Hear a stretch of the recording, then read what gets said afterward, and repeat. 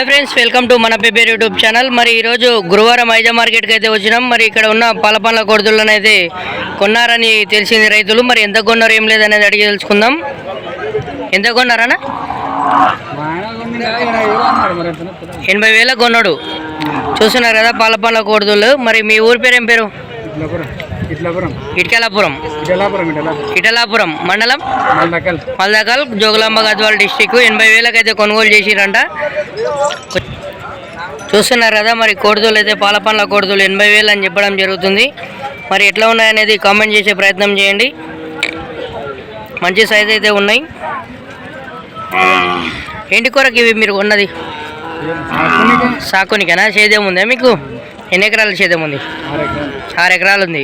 అరకదోళ్ళే అని చెప్పిర్రా ఇవి? తిప్పులాడినామని చెప్పారు కానీ ఇంకా ఇంటికి పోతే తెలుస్తుంది మరి దీనిలో కథ ఏందనేది. చూస్తున్నారు కదా మరి ఇలాంటి మంచి మంచి వీడియోస్ కోసం మన పేపర్ యూట్యూబ్ ఛానల్ని లైక్, షేర్, సబ్స్క్రైబ్ చేస్తుండండి. ఒకవేళ ఏమన్నా అమ్మే అవకాశం ఉందే? ఫోన్ నెంబర్ ఇట్లా చెప్తారా?